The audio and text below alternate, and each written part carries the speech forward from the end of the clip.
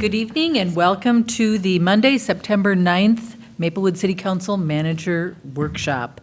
Let's see, City Manager Coleman, would you do the roll call for us, please? Yes, I will. Councilmember Neblett. Here. Councilmember Smith. Here. Councilmember Juniman. Here. Councilmember Knudsen. Here. And Mayor Abrams. Here. Do I have a motion to approve the agenda? So moved. Second. Moved by Neblett, seconded by Smith. Motion to approve the agenda. Is there any discussion? All those in favor? Aye. Aye. Motion passes. Tonight, we have 2 items of unfinished business. We have the City Manager's Budget Workshop, number 3, and also the Rental Housing Licensing Program. And first off, we have our Finance Director, Ellen Paulseth. We're ready to hear you. One more time. Thank you, Mayor and Council. I think we can move through this fairly quickly tonight. I really only have a couple of new slides I want to spend any amount of time on. The rest of it you've all heard several times, so I think we can move along pretty quickly tonight. Tonight will be the night that you'll be considering the adoption of this levy, so we just want to make sure that everybody understands what's going on and that if you have any questions before the levy gets adopted at the regular meeting, that you have a chance to ask those questions now or have discussion now.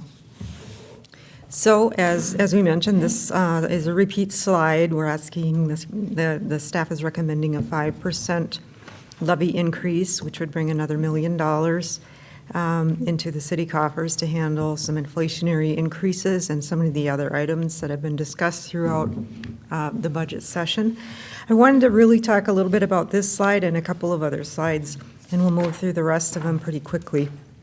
I wanted to concentrate just a little bit more on the budget outcomes rather than all the technical aspects that have gone into the budget, because it's important that the citizens know how they're going to be impacted, how their services are going to be impacted by this budget. Number one, next on your agenda, you'll be talking about the rental housing program. That's a huge outcome of this year's budget. Although it's not increasing the levy, it was still all part of, the budget process and runs through the budget. And it's supported by the fees that were established or that will be established for it. So there will be, a considerable impact to the community with that change without really raising the taxes. The second is public safety outcomes should increase. Last year, in the middle of the year, 2 police officers were added. They're there for the full year this year, so there was some impact to the levy for that. But that's, a considerable success out of this year's budget that we were able to continue to fund those 2 officers as we, I think, are back to, is it 2010 or 2011 levels for the number of officers, and the population has increased significantly since then. So that was very important to maintain that funding. There was also an auto theft officer. Even though it's not impacting the levy, someone in the police department had to find the grant, apply for the grant, set up the program, and it will be a significant outcome of this year's process. The citizens should be able to expect, improved service in that area, and auto thefts will hopefully be reduced. We hope to improve customer service. Again, this did not impact the levy. There was a grant that we received from the state that should allow another clerk to be hired in the DMV to help with the considerable long lines that you've all seen. So again, didn't impact the levy, but just a very important outcome from this budget process. One thing that did, the major thing, I guess, that impacted the levy was the general adjustments for wages. They were 3% increases this year in order to, stay current with what other cities are paying. That's what the city had to do. But it does help us attract and retain talent, as you can tell by the staff that we have. Another thing that is involved in the budget is the Emerald Ash Borer funding. That's been going on for a couple of years, so it didn't increase the budget, but it's still in there, $100,000 a year. Hopefully that will come to an end, but by that time, there's probably another tree that will have some other type of infestation. But $100,000 a year for, 10 or 12 years, I believe, is what we were looking at for that. So that impacted the levy significantly. We are improving efficiencies with technology. We are building up a fund to replace the financial system, which is very, very outdated. We do want to do that without impacting outstanding debt, so we are levying a little bit each year to set aside for that. Throughout this whole process, everything that was done with the goal of the City Council's goal of reducing debt. So there are many different things that went into this process that considered that goal, as well as improving the fiscal health and maintaining adequate fund balances. That was a considerable part of the decision-making in this budget, and we've accomplished both of those things. And last but not least, there has been some more room for economic development, a little bit more money allocated towards that outcome as well. This is the list of the things that changed from the prior year. We've gone over this. As you can see, it does mostly relate to payroll, with approximately 75 to 77% of the general fund, or even the levied taxes, either way you want to look at it, being wages. So that is the largest part of the city's tax levy, and very difficult to, as I've mentioned before, to have any impact on, without impacting, difficult to reduce the levy without impacting services. Just quickly, fund balance projections. It was a big part of our fiscal sustainability effort. We had to ensure that we have adequate fund balance. We're looking at, as we mentioned last time, we're looking at potential reductions in our tax income due to a significant amount of petitions that were filed with the county this year. We won't know the outcome of that until later this year or early next year, but it could significantly impact our fund balance. And so we needed to make sure that we had enough money in the fund to handle that. Again, the big story this year was the increase in residential home values, up about 10.5% from the year before. That is the main reason why the median home will see an increase of about $107, or 11.5%. Over half of that is due to the value increase, and the smaller portion of it is due to the city's levy increase. So this is a new chart. I'll spend a little bit of time on this. So Misery Loves Company. We'll take a little look at what everybody else around us is doing. And I should correct that. It's anyone who answered my survey, put it that way. So I wasn't able to get, everyone, but tried to get some of our peers and some of our neighbors included. So you can see that they're where Maplewood is at with 5%.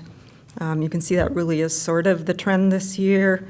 I think all cities are looking at, with their cost of living adjustments for payroll, they're bringing them back up to 3%, and it makes it very difficult, to keep the levy down at 3% with the other pressures on the budget. So you can see a lot of cities are kind of in the same boat, having difficulty keeping it under 5 this year, and with some up as high as 9.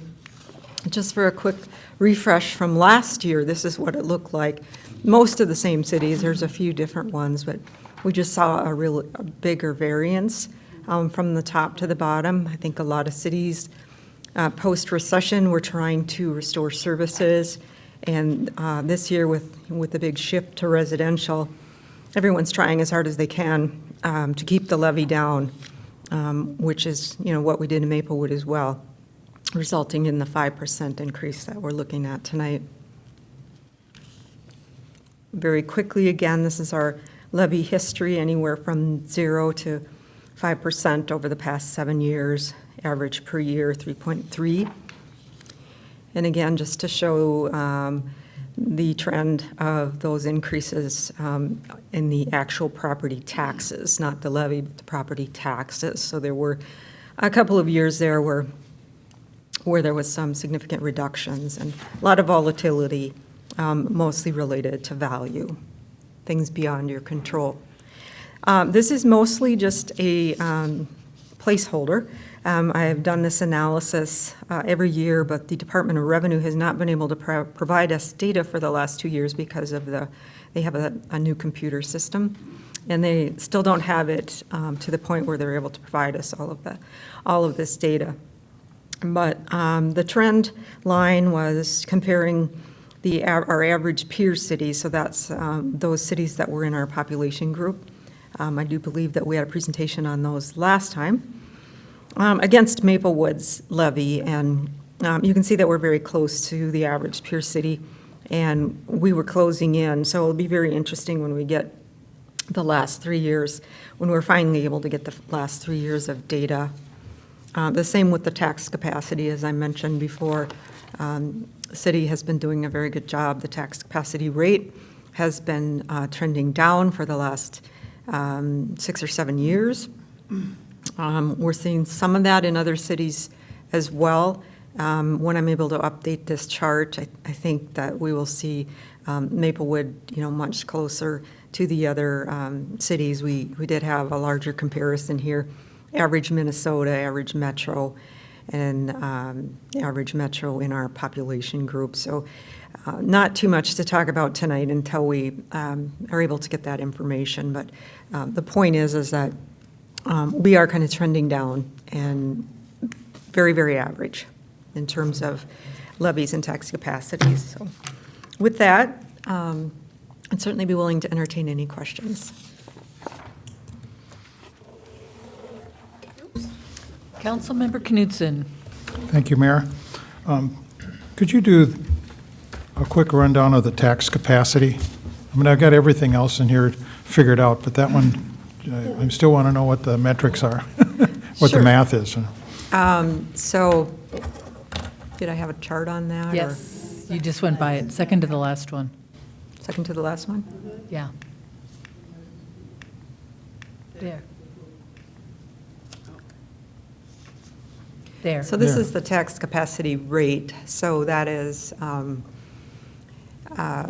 is it the tax capacity or the tax capacity rate or both? You want me to run down? So the tax capacity would be a percentage of the market value. So for instance, a homestead residential property is at 1% of market value.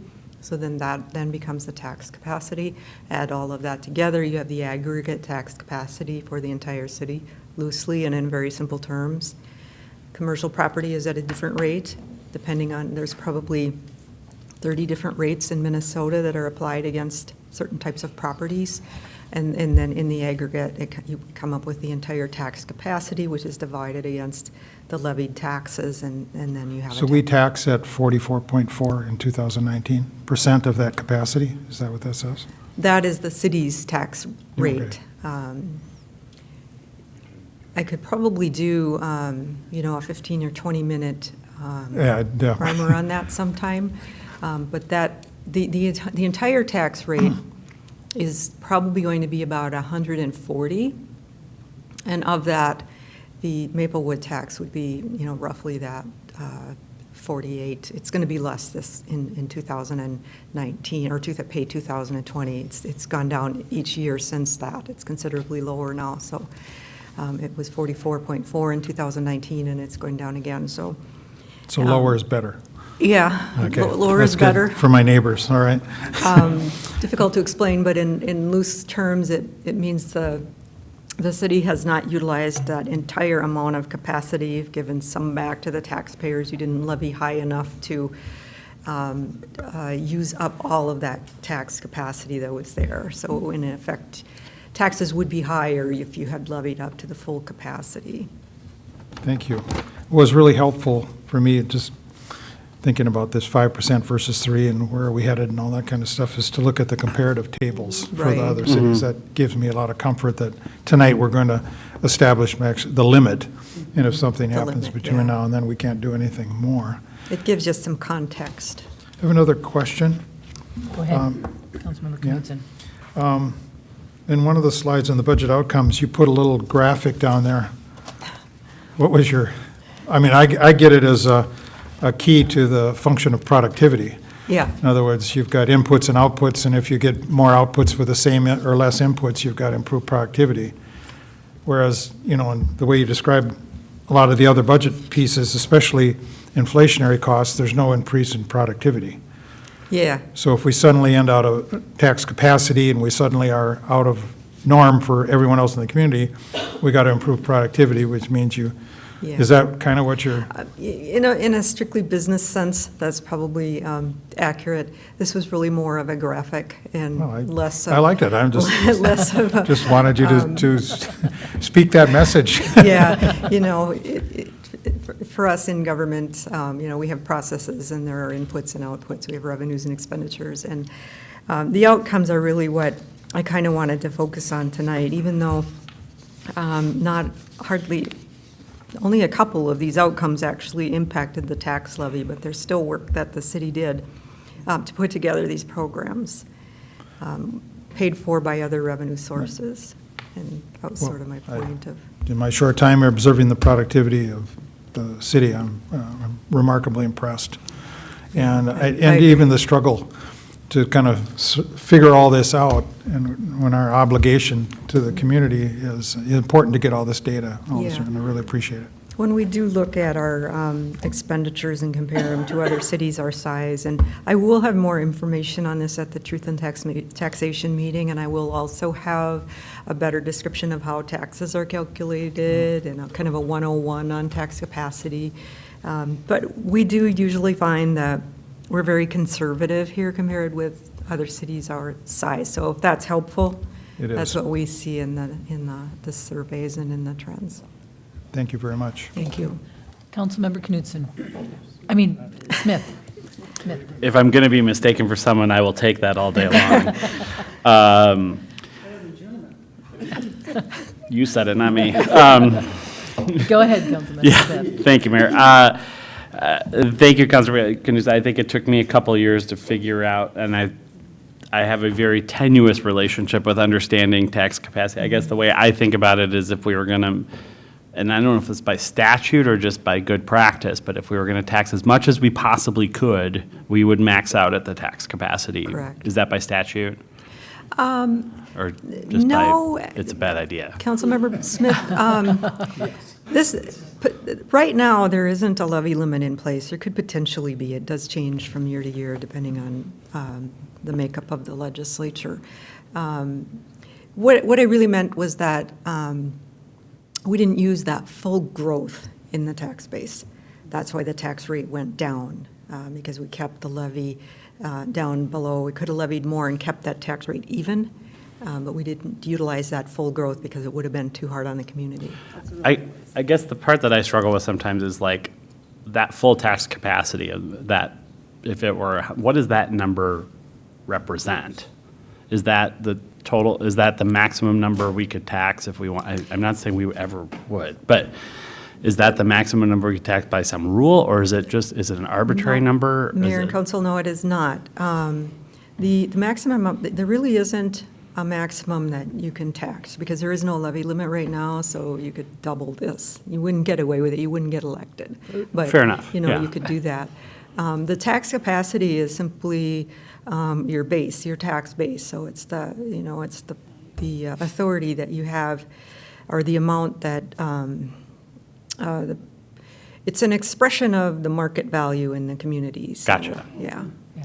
So it's a way to normalize the rate against the Yeah. Yeah. property value. So in Minnesota, as you well know, we don't pay taxes on the market value. The market value is adjusted to a tax capacity because, for instance, commercial pays at a much higher rate than residential. Apartments pays at a higher rate than residential. So there's that multiplier in between the market value, and then it's also reduced to taxable market value. So there's a lot of more things going on than that, but there's a multiplier in between the market value that then results in the tax capacity, and it distributes the taxes. And as the legislature changes those percentages each year, they shift burden.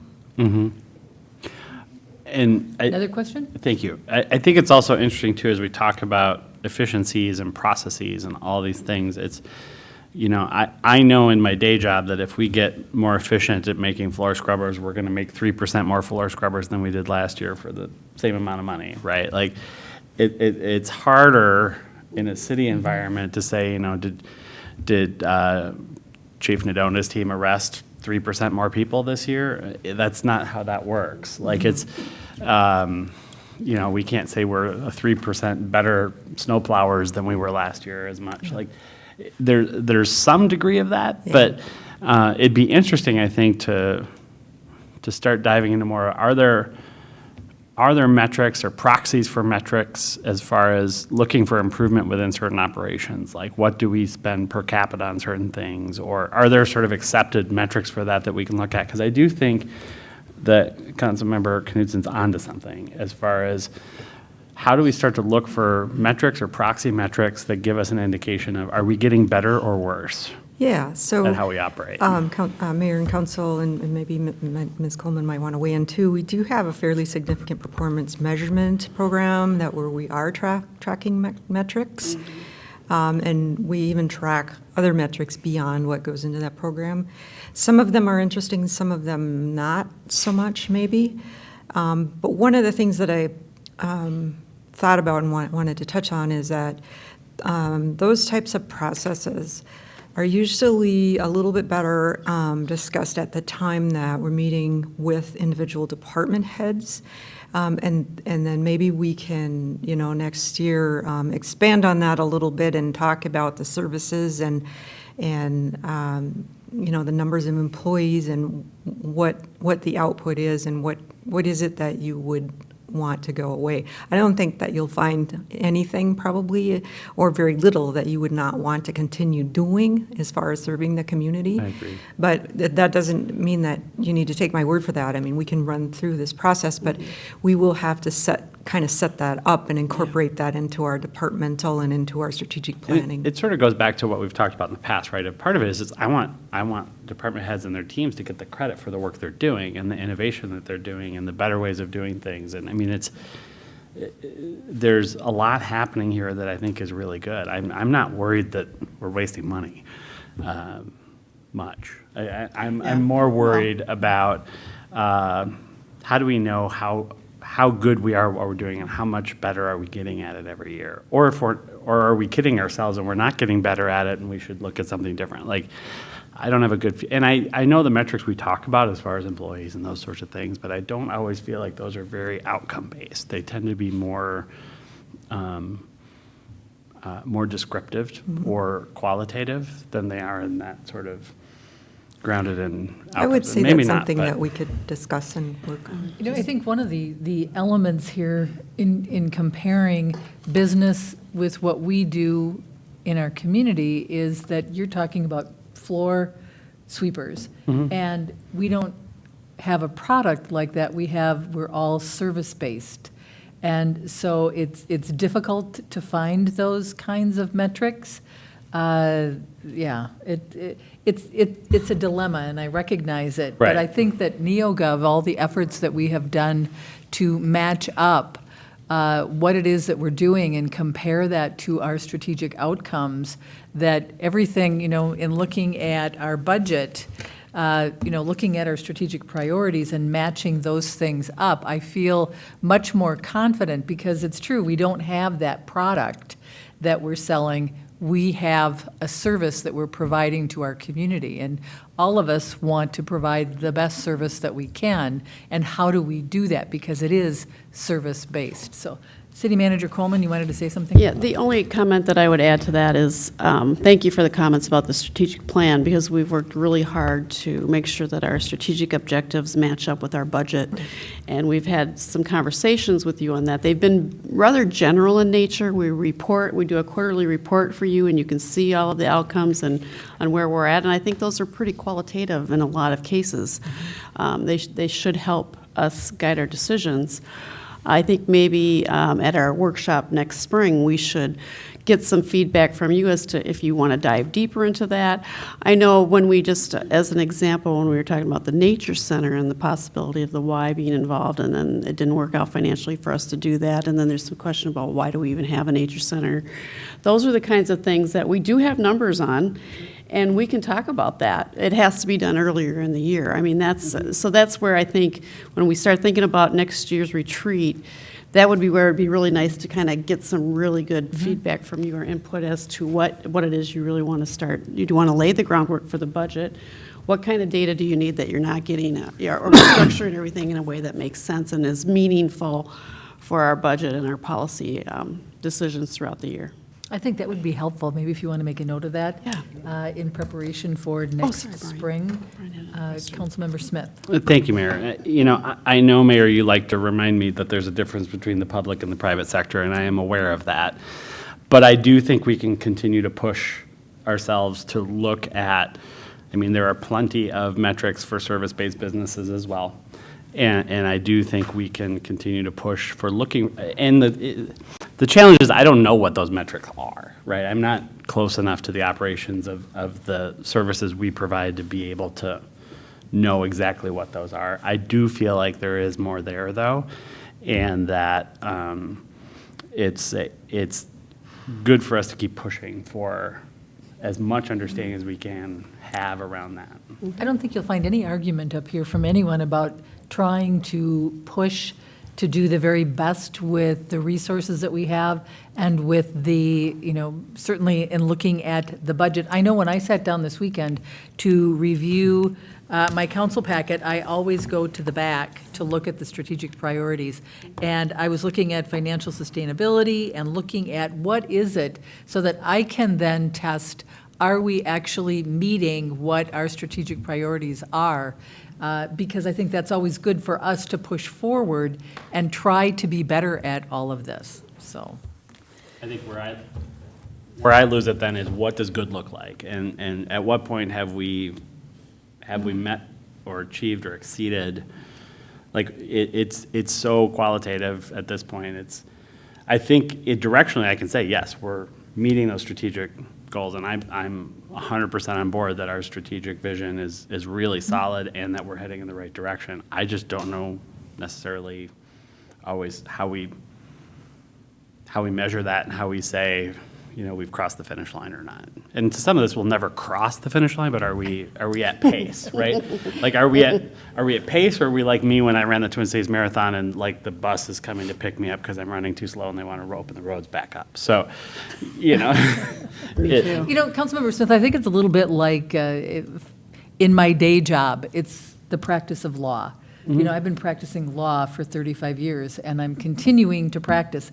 I don't think I'll get past the finish line. Right. But it's why a you're matter practicing. of practicing and trying to move that ball forward, and I really think that we're doing that. I want to thank staff for all of the hard work that you've put in.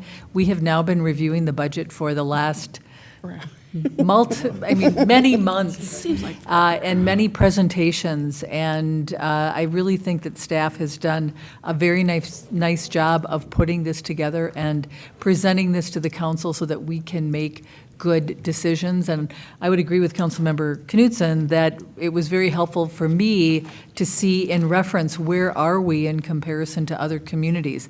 And then also for me to recognize that there are some things in our budget that we don't have any control over, that we simply have to make sure that we are funding in a responsible way so that we make good decisions when it comes to what really should we set, where should we set the levy?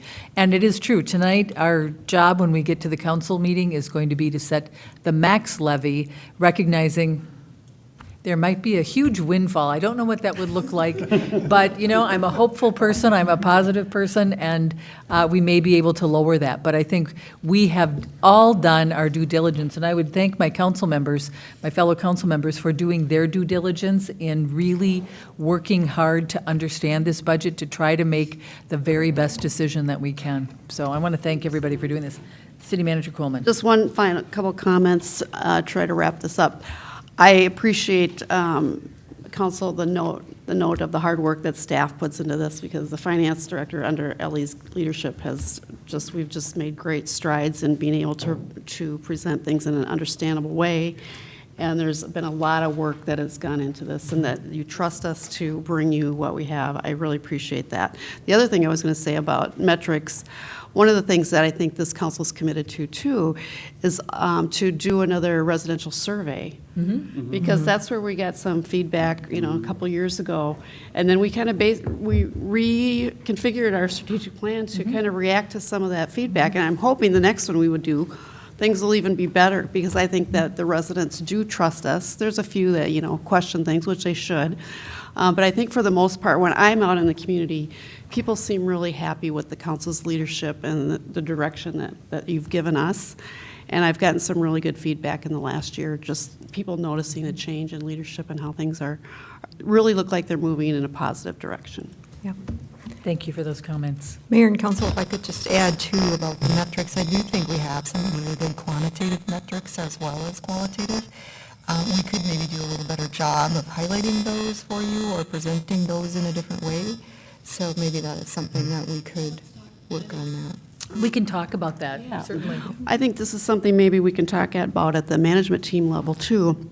We're giving you quarterly reports on the strategic objectives, but maybe it would be worthwhile to, at a workshop, just update you on giving you a little more background and a little more story with those metrics, so that you would understand a little bit more about our operations and what we're doing. So maybe we can, department heads can look through that lens and see if there's a way we can present that in an efficient way, but to just give you a little more than you've gotten in the past, just the printed report.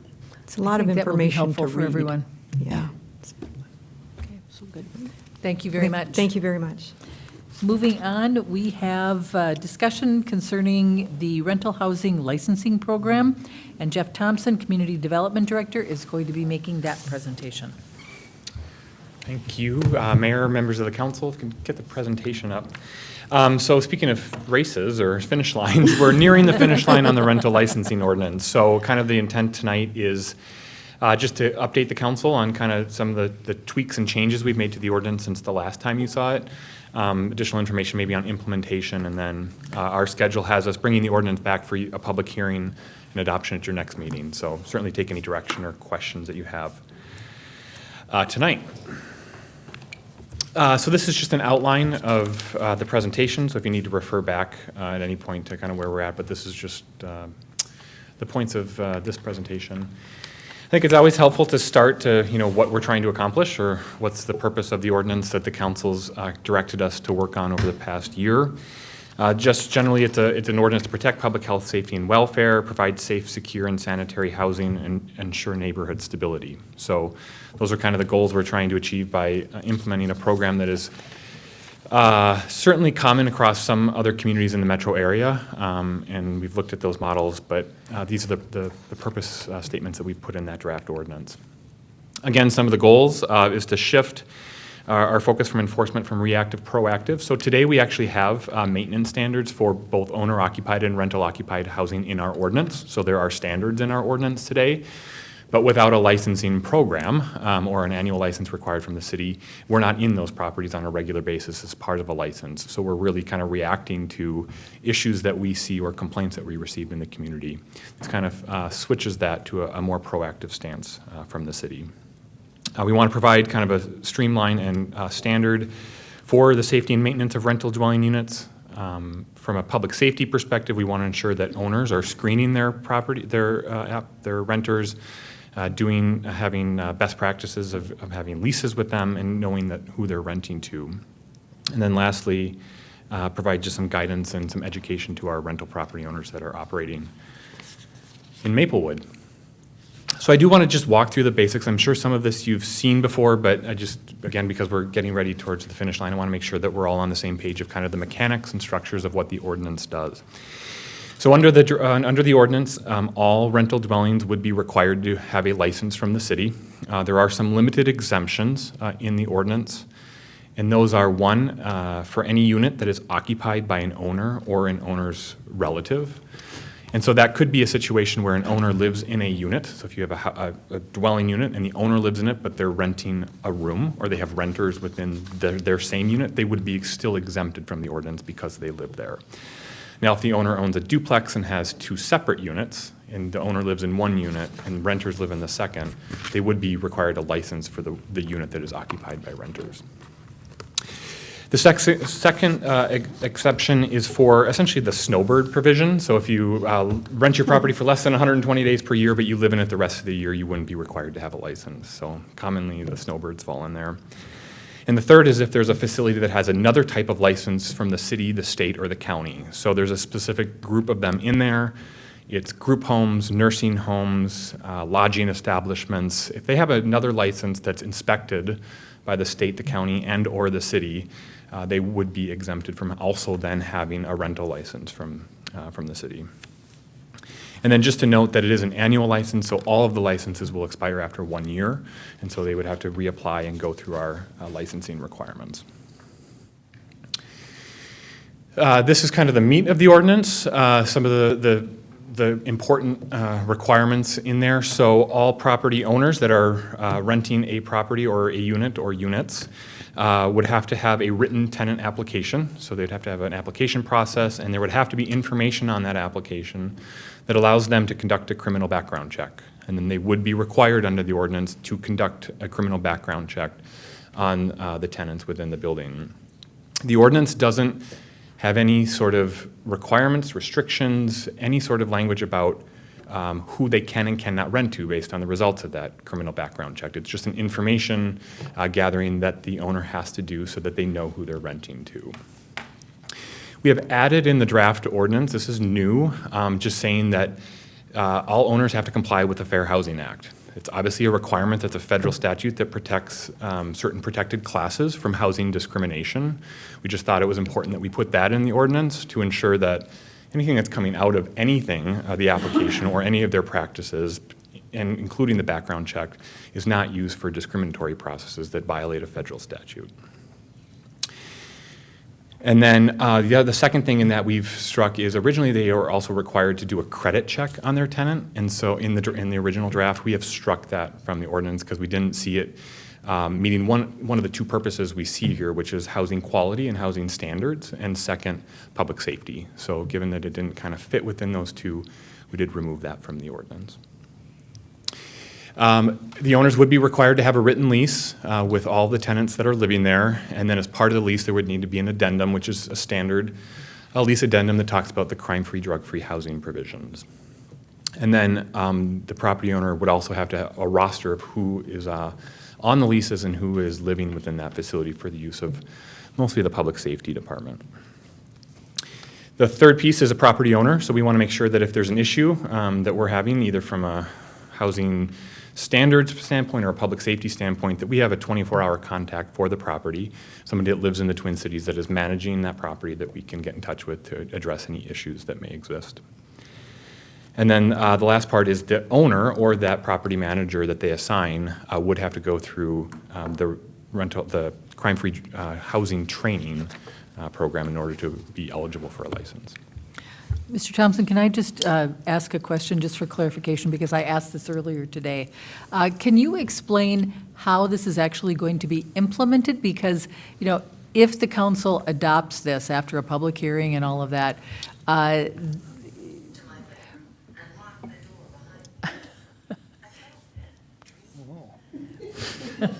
Well. that was unexpected. Okay. Anyway, not very, maybe, was that timely or, I'm not sure there. Okay. Little technical snafu up here at the DS. Anyway, the question is this, is that just because I'm sure that we will get questions about this, that this really, do you want to explain how it's going to be implemented for current tenants Sure. who live in buildings? Sure. And how the owners are going to implement this? Sure. That would be helpful. Sure. So Mayor and Council, so this is a requirement that's in the draft ordinance. So when the city adopts it, it becomes a requirement. In terms of our licensing process of having now all of these units come in for obtaining licenses and meeting these requirements. I think we will review it as the licenses come in on kind of an annual basis, and then work on kind of their tenant renewal applications, their lease renewal requirements, and new tenants and new leases that are being signed are in complying with these requirements that are in that ordinance. Okay, thank you. Councilmember Smith, did you have a question? I did, thanks, Mayor. So do we have a good idea of what the rentals are today so that we can track to saying, all right, we've got 40% of them licensed, we got 80% of them licensed, like to get to that sort of, and then the follow-up question to that then is, are we gonna have like the rental patrol that's going around the city looking for new rental homes, or going through tax records to find those and how proactive is that enforcement? What does that look like? Sure. I have a slide upcoming on that exact thing. If you want me to wait till then, or you want me to go through that now? No, Okay. we'll wait for that. Good. So then, these are just some additional provisions that are in the ordinance that you should be aware of. One, since the city provides public hearing notices regarding city business to owners of property, that they would be required to provide those then to their tenant or post them for tenants. There's a state statute that requires multifamily buildings to provide access to political candidates for campaigning processes. So that's not a specific city requirement. We're just saying that they have to comply with that statute. We add some additional snow and ice removal requirements to deal with issues in the winter for maintenance. And then, as I mentioned, we've added that new provision that says they must comply with the Fair Housing Act. In terms of process, they would submit an application to the city, presuming it meets all of our requirements that are in the ordinance and acceptable to the public safety, community development. Staff will just issue that license for the year upon completion of an inspection, if it's applicable. It's just important to note that the city manager has the authority to deny or not renew a license, but if that does happen, it is subject to appeal, that a license applicant could appeal that to the council, but only the council has the right to suspend or revoke a license that's already been issued by the city. So if that does happen, it would come before you in the hearing.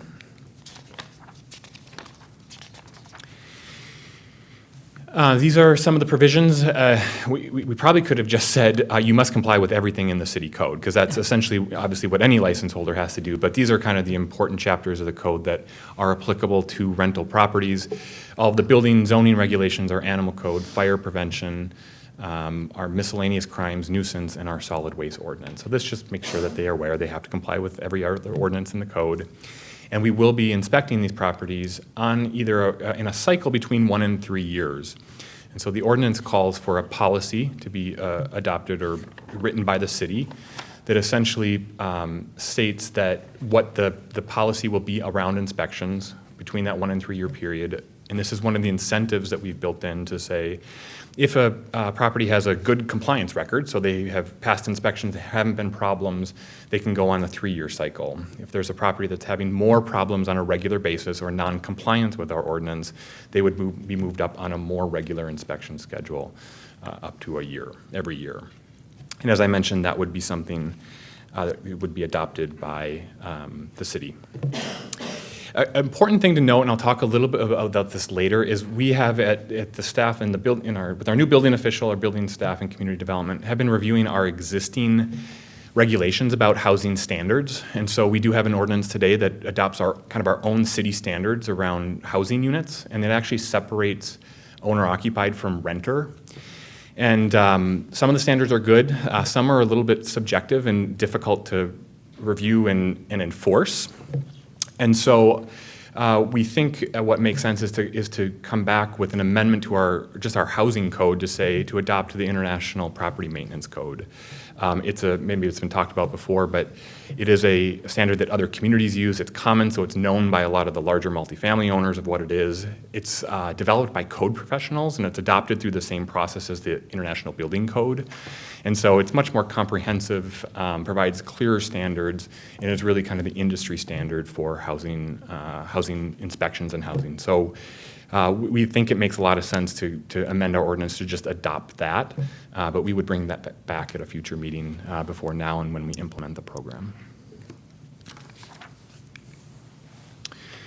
So this is a slide that gets to Councilmember Smith's, some of Councilmember Smith's questions. So to be clear, if the council adopts the ordinance, every rental licensing in every unit in the city that qualifies as a rental license, a rental dwelling, would have to be licensed starting in 2020. So everyone would be required to have a license. Now, going from not having a licensing program and inspection program to trying to inspect and then license all these is a pretty significant undertaking. So this is the number of units this year. So we know the multifamily are very easy to identify. So we're confident in that number that it's 96 buildings totaling 4,328 units. We're confident that's what it is. Single family, so there's one, single family, a duplex or a triplex are more challenging because how do you know about them? How was the city become aware of them? What we pulled is that number is all of the single family residential 1 to 3 units that are non-homesteaded for tax purposes. So that's the number we know, but we know that not all of those are rental. I mean, there can be multiple property ownerships, that they own many properties and reside in them parts of the year. There could be other tax reasons they're doing it. So we don't know how many of those are going to be rented. We have assumed that about a third of those would be applying for licenses in 2020. To get to the question of how do we enforce this? If somebody doesn't come in and get a license, well, we would have to know that they're renting it. So if we certainly became aware through our normal business practice, licensing practice, anything we're doing within the city that we know that it's being rented, we then can kind of flag it to know we have to follow up to require the license. But certainly it's getting people to know about the program and coming in to obtain that license. We've assumed 500 licenses for 2020 for the budget purposes and for our inspections on an ongoing basis. So this is kind of our proposed rollout of inspections for those units. So because the program needs to get underway, we need to hire staff. We need to get the licensing process figured out. The program kind of rolling just to license everybody next year. The goal is then to license all the multifamily buildings, those 96 buildings and 4,400 units. We would inspect all of those next year in 2020. In 2021, we would roll in the multifamily buildings on kind of the multifamily that are on a one-year cycle would then roll in, and then half of the single-family properties. 2022, again, multifamily continues on their schedule, adding in the additional single-family, and then eventually we're just on that rolling schedule that's been adopted by the city. It is important to note that just because we may not be inspecting things right away, if, again, we know about issues, we receive complaints, because they have a license with the city, we are still able to do inspections on properties that have a license but aren't fitting within this preliminary schedule that we've established. This has been talked about. The 2020 budget in terms of positions includes the licensing technician, the housing inspector, and then fire inspector, as well as a portion of the year for the police officer, and then some program expenses. This isn't new. I think you've talked about this as part of your budget workshops. Again, this is the information that you've talked about in your budget, what the proposed fee schedule is, and then what's more pertinent for me is what does that translate into in terms of what the fee will be. Single family is $200, a duplex is $250, and then for the apartment buildings, it's around $50 a year per unit, which is less than $5 per month per unit that's within the building.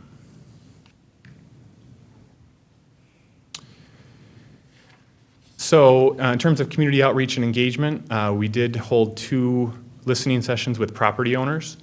That was, I think, before the last workshop you had reviewed this ordinance. We sent you all the feedback on that. Since your last workshop, we did reach out to all tenants, tried to do some direct communication with them. We did hold a listening session with them, and there were 3 people that attended that. Got some conversations about the ordinance. We didn't get any direct kind of written correspondence. So in terms of next steps, as I mentioned, we will be sending the public hearing notice out to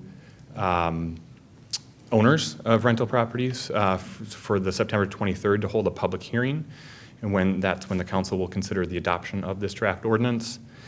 The next steps, if the council adopts this ordinance or a form of it, would be to establish that inspection policy. Second, to amend the fee schedule as part of the normal process to codify those fees. And then, as I mentioned, we may bring back to you then an amendment to our housing code to adopt the International Property Maintenance Code.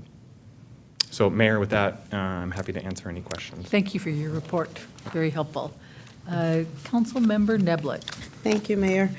Mr. Thompson, thank you for the information. I have just a couple of questions. And they're very practical. But when you talk about inspection, and you said that you have to create an inspection policy, are you basing this idea of inspection off of something that's already in place, or is this going to be something entirely new?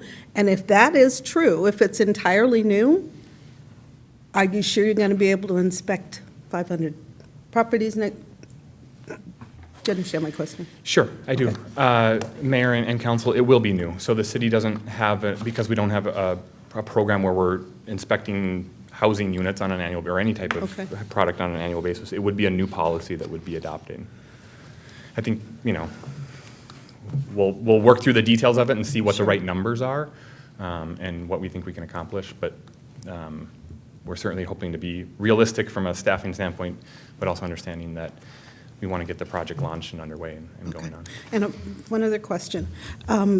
Applications that owners should give to tenants, are there sample applications that landlords can look at, or anything like that in place, or? Sure, yeah. Is there any help? Yes. Okay. Mayor and council, yes. I mean, I'm sure we can, I know there are nonprofit agencies or other organizations that can certainly provide us examples of a tenant screening application. We'll certainly work with public safety to ensure that it has the information that they would want on a tenant Okay. application as well. And one more Yeah. Go follow-up ahead, question. Councilmember Neblick. When you were talking about the exceptions, and you talked about if somebody is renting a room, is it just if they're renting one room, or is it if they're renting 3 rooms in one house? Is that outside of the exception, or that has yet to be determined? So, Mayor and council, as long as it's a single housing unit, as defined in our zoning code, and the owner lives in that housing unit, there would be no restriction in the draft ordinance, on number of renters that could be there. Again, because the owner is residing on a permanent basis in that unit as well. Thank you. Councilmember Knutson. Thank you, Mayor. I was just looking at the attendance of with only 3 people. Is this in response to a long-standing problem? And is that what other in other words, to develop this policy when assuming the first discussion was to, protect tenants and so forth. So is there a background of problems with rental properties in Maplewood? So Mayor and council, what I'm aware is that there were a number of kind of council directions that kind of led us to this point, which were around public safety and some of the crime-free, drug-free housing provisions that are in the ordinance. That's a big driver, as well as just the property maintenance and impacts on neighborhoods. So I that's can my maybe add, I think background, yeah. other council members can maybe add a little bit of history for you as well. At one point, we had some materials that indicated how many cities, I think it was in Ramsey County or maybe even in the metro area, that have a rental housing licensing program, and we are in the vast minority. The majority of other cities have it.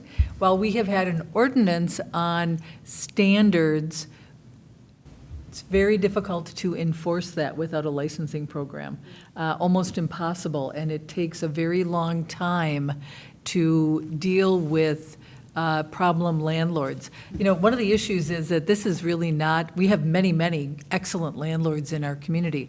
We also have a few that are not stellar landlords. What I did was I did a ride-along with the police last winter. I wanted to find out what kind of problems do we have, and we do have some properties that are not safe, that do not meet our standards, and even in the ordinances that we have now. But unless there is a complaint, we aren't going to know about it. Right. And so what we have is a very diverse population that in many respects might be fearful to report their landlord for fear that they might be, evicted.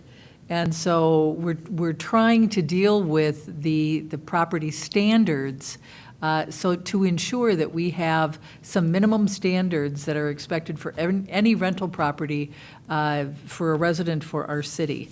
I think, Councilmember Smith, I'm going to call on you because I think you had some history with this as well in terms of wanting to bring this forward. Do you want to maybe explain that for Councilmember Knutson and Councilmember Absolutely, thank Medlock? you, Mayor. Yeah, this was something I think that when I was running for office back in 2015, got to be on my mind for a couple of reasons. One was some of the things the mayor's laid out as far as problem properties and having the tools in the toolbox to be able to manage those. I think the other piece of it that for me was really important is how many homeowners I talk to when I'm out campaigning who are concerned about rentals coming into the community. And I think they are also a constituency that we want to serve with this program to give them the confidence that renters are going to be great neighbors and landlords are going to facilitate them being great neighbors. And that if they aren't great neighbors, that we have some tools to deal with that.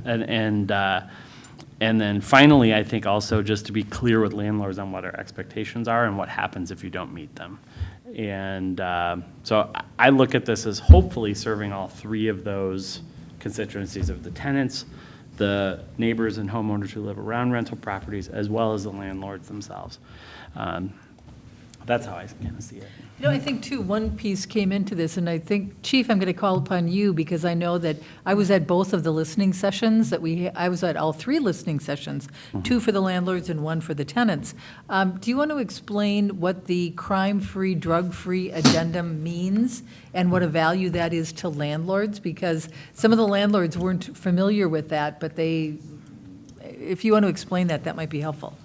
Yeah, Mayor, members of the council, landlords, I think, probably come in all shapes and sizes. So you've got larger complexes that are professionally managed, and then you've got, people that can't sell their house, maybe they're upside down on it, and so they end up renting it, and they don't really have the understanding of how to facilitate, a rental agreement or do that other stuff. One of the things that we've seen as our officers have gone out to different complexes or homes is that a lot of the people that are landlords don't have any ideas about the eviction process. They don't really understand under what circumstances they can evict someone. The crime-free, drug-free addendum can be an asset to them, not because somebody was smoking a little marijuana in a unit, but because, the narcotics task force comes in and kicks Shields, down the yeah. door. And, now, and this landlord is sitting there, what do I do now, right? So the crime-free, drug-free addendum is important in that, that gives them some teeth to be able to file that eviction and tell them, when you came in, you signed an agreement to not have, violence and not have, drugs and that type of thing. And so essentially, they're violating their lease, and that gives them some standing to file for eviction. Thank you. Councilmember Knutson, another question? I just add a comment. Thank you so much for the feedback and information, as I just get the sense that this kind of raises all boats in Maplewood, and that essentially with the market demand for rental properties, that the managers, the property owners are going to get, they're going to rise too. And I think if it just, I just want to make sure we weren't just, creating a regulation when one didn't need to exist, but it sounds so practical. Anyhow, thank you so much. Councilmember Juniman. Also, a little of a historical piece is there are many more rental properties than there used to be, particularly since 2008, when houses went like this. And I think that's when neighbors started to notice it more too, because all of a sudden there were many more in their neighborhoods. And I think it's what I call the 1962 syndrome. In the suburbs of the age of ours, everybody thought it was always going to be 1962. Fa la la la la. All the mommies would be home and, whatever. And so it's hard for people to think, what do you mean? What do you mean that house isn't owned by those? I mean, it takes some adjusting. And just in my own neighborhood, within the last 5 years, we've had 3 within one block. I don't feel like I'm really under the gun because of this, but nonetheless, I have neighbors who have said, have you met the new renters? I'm like, yeah. And I'm still walking and breathing. People have a fear of rentals, and I don't know why. particularly. It's maybe what they read in the newspaper about a rental, so therefore all rentals are bad, or whatever. So, but we have had an increasing number, and I think that's why we had an increased number of people inquiring. And to defend our code enforcement people, they tried for a long time to just do it from a code enforcement standpoint. You know, the lawn taken care of, the shutter hanging off the house and all those things. But there's more to it than that. Obviously, this tells us that. And so I think we've just graduated into it, if you will. We've evolved as a community with more rentals, and so we had to do something. And I also think we had some incidents where there were multiple dwellings where we know there are a couple where people who live there are really being, let's face it, abused because nothing was taken care of. And without any clout, you can't really help them. And so I think it was a lot of things, but it kept evolving to the point where we had to do something. And I do think that, as Brian pointed out, he was a renter, and people look at you funny like, rent? And I do think one of the solutions to that, from at least from my point of view, is to my own neighbors, wouldn't you love to be my neighbor? But I said, well, what'd you do when you were first married? Did you own your house, or did you rent an apartment, or what? Well, we rented an apartment. Oh. So you must have been one of those people, eh? I mean, all of a sudden, people have to look at themselves. And I just think that we have to try and do that too, educate everybody who owns a house that there are going to be rentals with perfectly decent people living in them, but they deserve to live a decent life. And so, because some landlords are crummy, we kind of have to help them out. Thank you. Council member, I don't remember who was first, Council member Niblett? Thank you, Mayor. Now, I have another question, but I don't believe that there is necessarily an answer, but I just want to put it out there because there's a section in the proposed ordinance that talks about when a landlord is like, you're out of here. So if we have a landlord that loses his license and we no longer want him or her to have property in the city, my question was, what happens to the people in their property? Do they all of a sudden get dumped on the street? Do you know what I mean? So it's just, like I said, there may not be an answer yet, but it's a big question for me. So We'll try Mr. Thompson, and then maybe have the chief weigh in on that as well. Yeah, so Mayor and Council, there is a section, and I'm sorry, I don't have your page number in your packet. So if you go to section 12-616, Section 12. just summary action. 616. Yes. And then the paragraph right above it, number 8, notification to Yep. tenants. So this just says if the city, again, only the council could suspend or revoke a license. If the council does that, either revokes or suspends, the city would provide notice to all the affected tenants. And the licensee, so the owner, may not rent, or allow to be occupied any vacant dwelling unit or dwelling units that become vacant during the revocation or suspension period. It doesn't require the displacement of tenants within Okay. the building. Because I had a little question mark by that section right there, because I wasn't exactly sure what that was saying. But thank you for the clarification. Chief, do you have anything else that you want to add to that? Yeah, thank you, Mayor and Council. I did have some experience with this. I came from the city of Columbia Heights, and in the 9 years I was there, they did revoke rental licenses from time to time, typically for non-payment of the license. But there was one time where they did take away a rental license. The council acted because of continuous problems, years' worth of problems, safety problems, not repairing the roof, heating issues. And so we were very concerned about that same issue, and we dealt with it very much in the way that Director Thompson said. We made sure that they had legal advocates after that license was revoked and that landlord was no longer allowed to hold the license. We made sure that the folks that lived there were taken care of, and that they were not asked to or made to leave. And with the revocation of that license, they could not rent new apartments. That was kind of the sanction. I also think it's interesting that within about 6 months, those buildings were sold. Crime issues in those particular buildings that he owned normalized with the rest of the neighborhoods.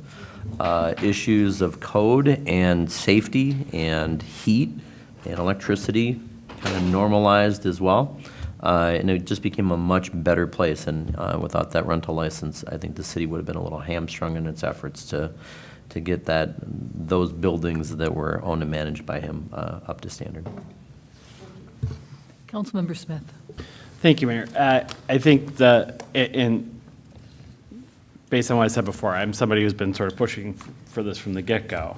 That said, I think the one risk with this are unintended consequences, right? And to be very mindful, I think, and watchful of those unintended consequences. And the big one I'm worried about is human rights. I'm worried about things like background checks getting used against people unfairly. I'm worried about some of the things that Councilmember Neblett brought up. However, I feel like we have a pretty good plan there. I want to make sure that we have inspections that are honoring the property rights of renters so that we're not busting into their homes without their consent at times that are not okay for them. I want to make sure that we are very clear on protecting the rights of renters and those neighbors around them. And I do appreciate that we have the clause in here about the licensee adhering to the requirements of the Fair Housing Act. I think that is a good first step. I might like to challenge to say, is there something more than we need to do than that? I'm not sure. I'm not an attorney. But, there are those, whenever you have a criminal background check in play and a person in a protected class and there is room for interpretation, my worry is, are you going to deny someone the ability to rent a house because they were arrested for a minor infraction, right? And that's your justification for doing that. So.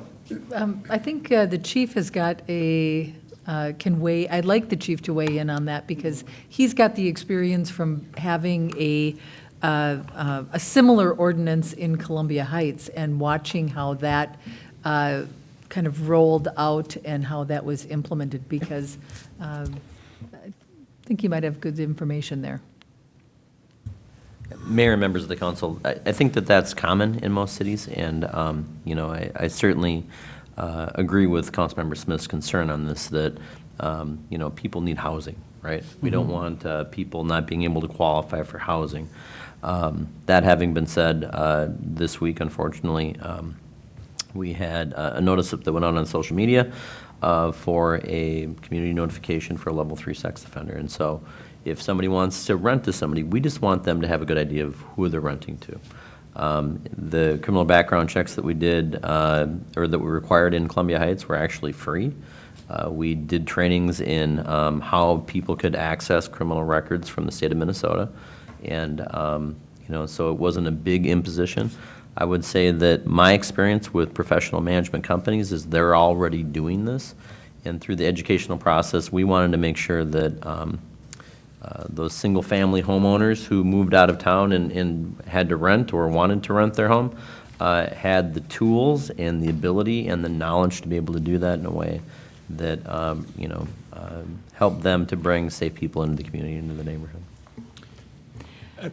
One other part of this, too, is the fact that there's guidance and education that we're requiring rental property owners to attend. Mr. Thompson, could you give us some background information on what is that really going to look like? Sure.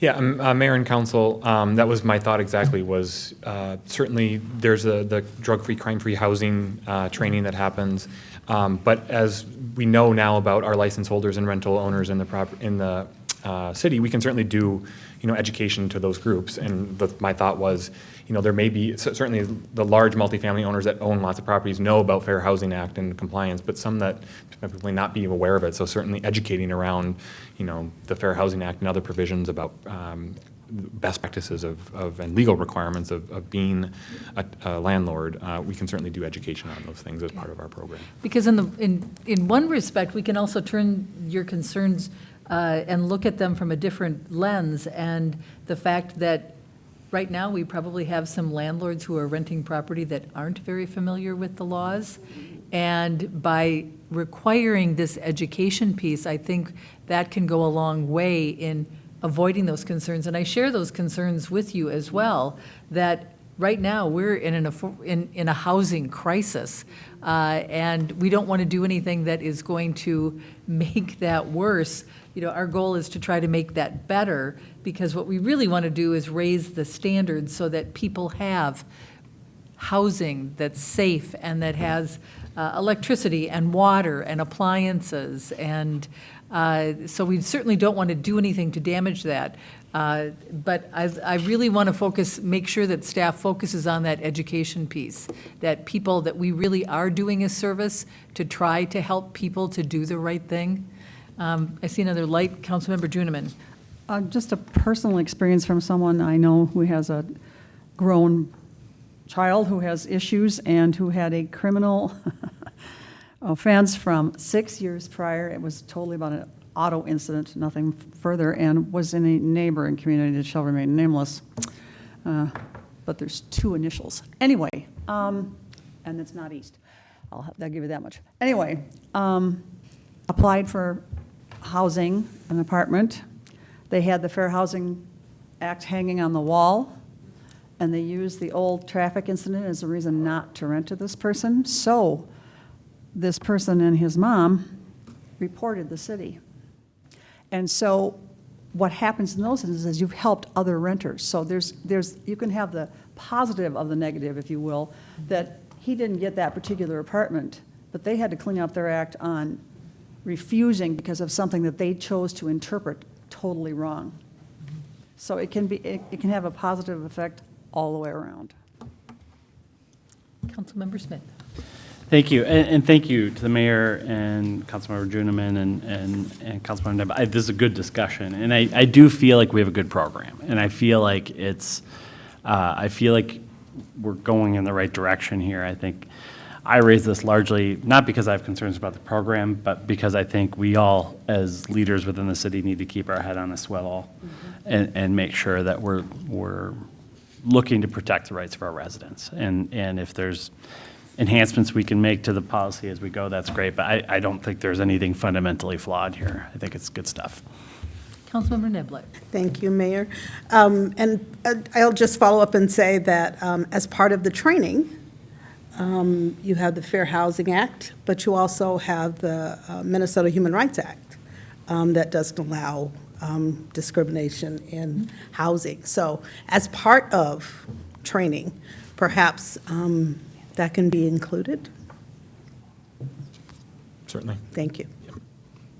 Good discussion. Anyone else like to talk about this? Yeah. I think we're on the right track. I think that we certainly have spent quite a bit of time looking at this, being very cautious, trying to avoid any, as Councilmember Smith points out, any unintended consequences. And I think ultimately, I'm hopeful that we can find a program that is going to serve our tenants and our landlords and our entire community. So thank you for your Certainly. time on this. Thank you. And with that, council members, is there anything else? We have gone through our agenda. All right, with that, we will adjourn and we'll reconvene at 7 o'clock for our council meeting.